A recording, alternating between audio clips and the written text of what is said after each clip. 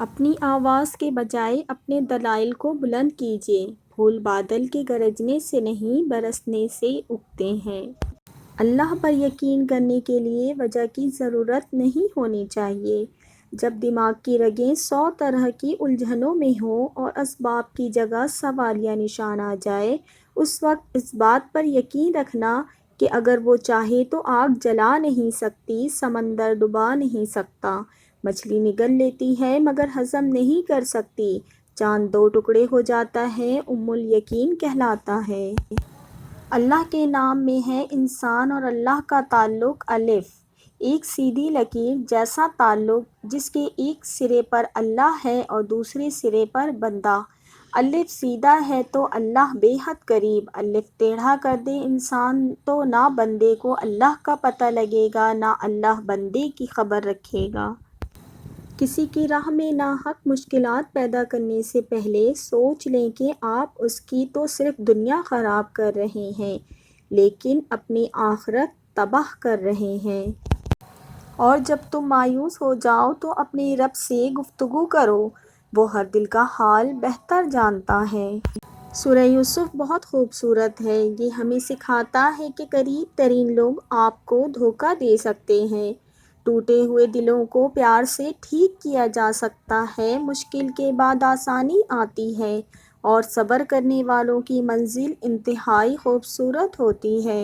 کبھی سوچا ہے اگر اللہ کو آپ کی دعا قبول نہ کرنی ہوتی تو وہ بلا وجہ آپ کے دل کو ایک ہی دعا پر کیوں روک دیتا؟ اگر قبول نہ ہونی ہوتی تو اللہ آپ کا دل بدل بھی تو سکتا تھا۔ آدمی کا اپنا مال وہی ہے جو اس نے آگے بھیجا اور اس کے وارث کا مال وہ ہے جو اس کے پیچھے رکھا ہے۔ سب سے بڑھ کر سود یہ ہے کہ کسی مسلمان کو شرمندہ اور بے عزت کرنے کے لیے زبان درازی کی جائے۔ کامیاب لوگ دوسروں سے مختلف نہیں ہوتے مگر ان کے سوچنے کا انداز مختلف ہوتا ہے۔ رب کہتا ہے کسی کو تکلیف دے کر مجھ سے اپنی خوشی کی دعا مت کرنا، لیکن اگر کسی کو ایک پل کی خوشی دیتے ہو تو اپنی تکالیف کی فکر مت کرنا۔ صبر، آپ صبر کرتے رہیں، یقیناً اللہ تعالیٰ نیکی کرنے والوں کا اجر ضائع نہیں کرتا۔ احساس، اگر کسی کی تکلیف دیکھ کر تمہیں تکلیف ہونے لگے تو سمجھ لینا تم اللہ کے بنائے ہوئے بہترین انسان ہو۔ فطرت انسان مایوس اور پریشان اس وقت ہوتا ہے جب وہ اپنے رب کو راضی کرنے کے بجائے لوگوں کو راضی کرنے میں لگ جاتا ہے۔ حقیقت یہ ہے کہ سورج کے بغیر انسان کی دنیا اندھیری ہے اور ہدایت کے بغیر انسان کی آخرت اندھیری ہے۔ حضرت علی رضی اللہ تعالیٰ عنہ نے فرمایا اپنا سر اونچا رکھو کہ تم کسی سے نہیں ڈرتے لیکن اپنی نگاہیں نیچی رکھو تاکہ پتہ چلے تم ایک باعزت گھرانے سے تعلق رکھتے ہو۔ حضرت علی رضی اللہ تعالیٰ عنہ نے فرمایا اچھے وقت سے زیادہ اچھا دوست عزیز رکھو کیونکہ ایک اچھا دوست برے وقت کو بھی اچھا بنا دیتا ہے۔ جہاں چھوٹوں کی زبانیں بڑی ہو جائیں وہاں بڑوں کے رتبے ختم ہو جاتے ہیں۔